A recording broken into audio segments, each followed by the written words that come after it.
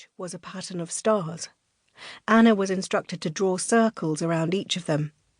Since her right arm was paralysed, she took the pen in her left hand and scribbled out all the stars.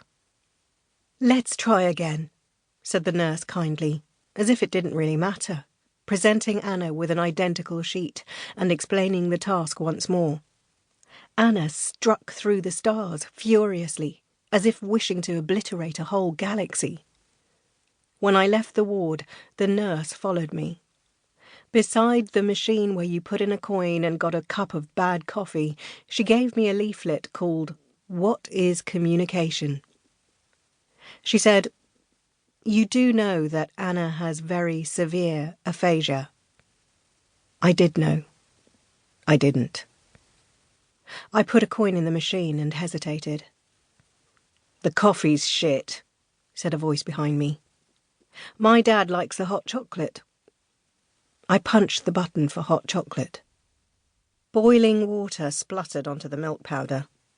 I turned to see a man in his 60s, dressed in water sports shorts and a T-shirt that said Oxford Kayak Tours. He exuded the confidence of a consultant. "Thanks for the advice. It looks disgusting." He shrugged. "You could bring her a thermos." I gazed across a row of beds covered in identical blue blankets. A window ran the length of the ward, and I watched weather moving across the valley, sheets of rain muting the autumn colours of the distant woods. Oxford's dreaming spires are spoken of more often than the soft hills that hem them in. When I first arrived in the city as a student, a college doctor warned me that my lungs would miss the air of the northern moors. The Vale of the White Horse contains pollution like smoke in a bowl. The doctor could have applied his theory to people too. I didn't intend to stay once my studies ended, but however many times I left, circumstances would draw me back. The long chalk range of the Chilterns to the south and east, and the low scarp slope of the Berkshire Downs were gently but persuasively encircling. Through 20 years of travels, Oxford remained my poste restante. Anna had allowed me the freedom to travel, but recently she had seemed to care less whether I returned. We were slipping out of each other's orbit with an ominously steady trajectory. I worked away from home more and more, and when I was offered a fellowship in Germany, I took it. Anna did not come.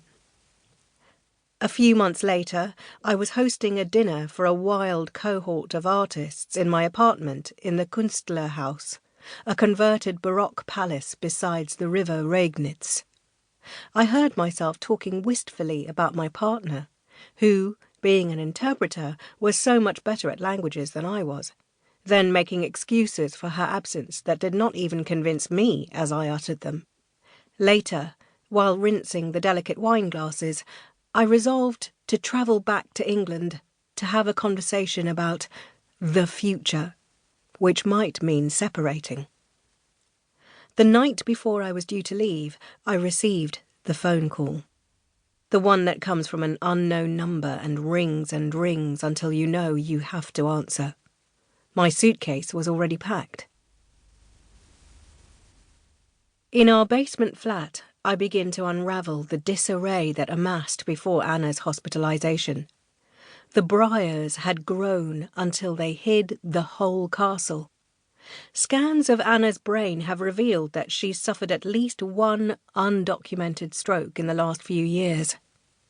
Such a neutral word. Behind it lies an incomprehensible enormity, that Anna experienced brain trauma and did not receive help, that we continued to struggle through the days oblivious to her needs. I flick back through the calendar in my mind again and again, wondering which moment things changed. I view our lives together in a different light. The behaviour that puzzled and disturbed me. Why, every time I left for a few days, the flat descended into chaos, so that I dreaded returning home. The dishes unwashed, the loose change scattered over the floor, the unopened mail stuffed down the back of the bed and the sofa, inside books. 100 small tasks begun and never completed.